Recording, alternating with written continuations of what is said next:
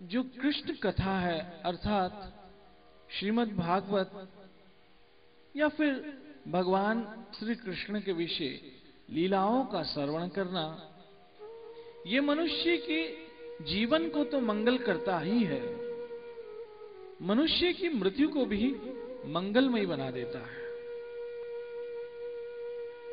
माताओं, बहनों, सज्जनों, मित्रों जो यहां उपस्थित हैं या घर पर बैठकर टीवी पर देख रहे हैं,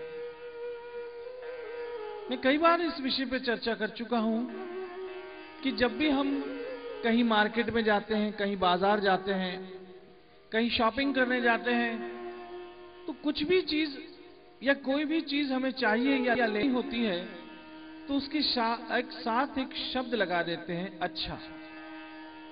मान लीजिए आप भाजी लेने गए हैं, सब्जी वाले को कहा 1 किलो टमाटर देना, लेकिन अच्छे टमाटर देना।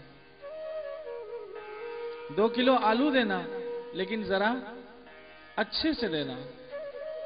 भैया जरा कपड़ा दिखाना, लेकिन कोई अच्छा दिखाना। टेलर के पास जाते हैं, कहते हैं जरा अच्छे कपड़े सीना।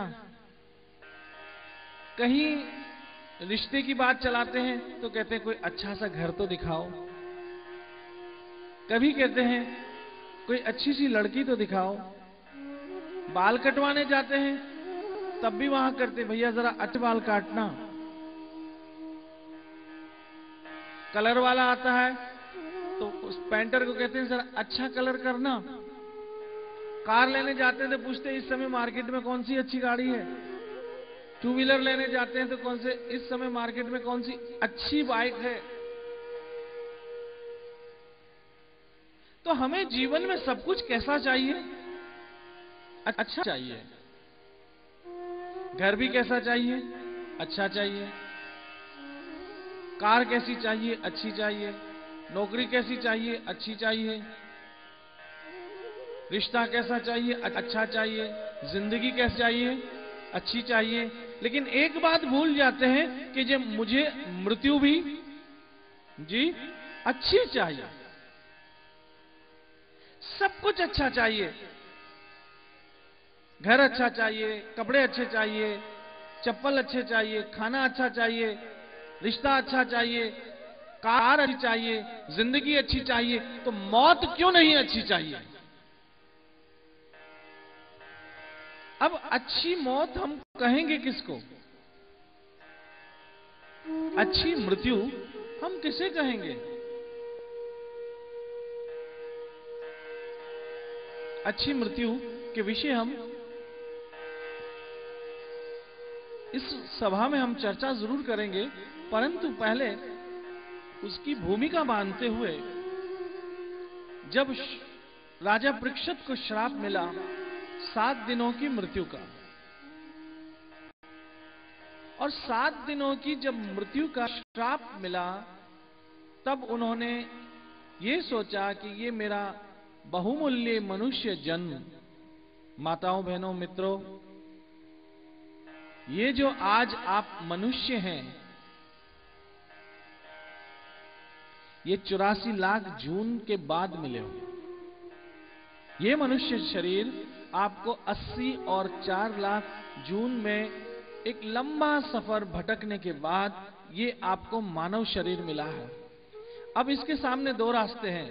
एक तो इस मानव शरीर को सफल करके फिर से अपने घर चले जाओ, या तो फिर से वापस 84 लाख जून में भटको। अब ये आपके हाथ में है कि आप क्या करना चाहते हो।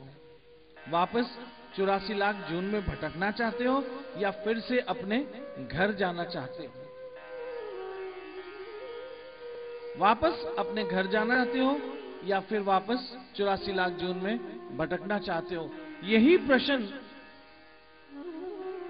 राजा परीक्षित ने संत, साधु, महात्माओं को गंगा के किनारे एकत्रित करके पूछा।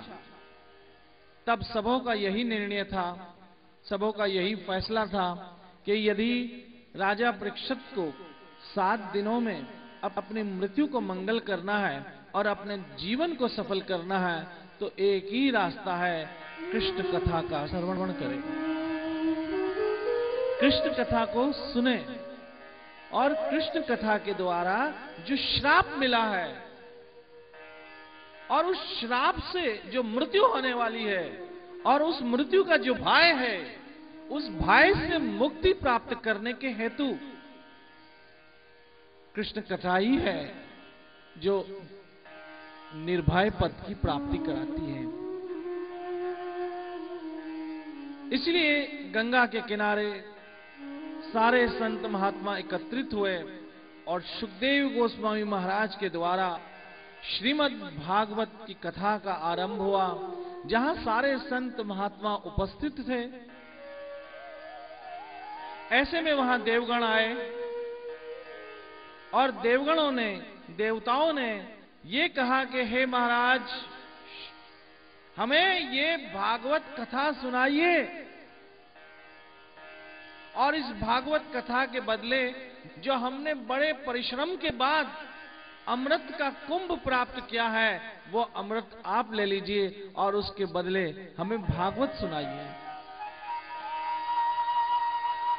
तब उन देवगणों को कहा गया कि आप अमृत के बदले भागवत सुनना चाहते हो, कृष्ण कथा सुनना चाहते हो, ये तो ऐसा ही है जैसे कांच के बदले कोई हीरा लेना चाहे।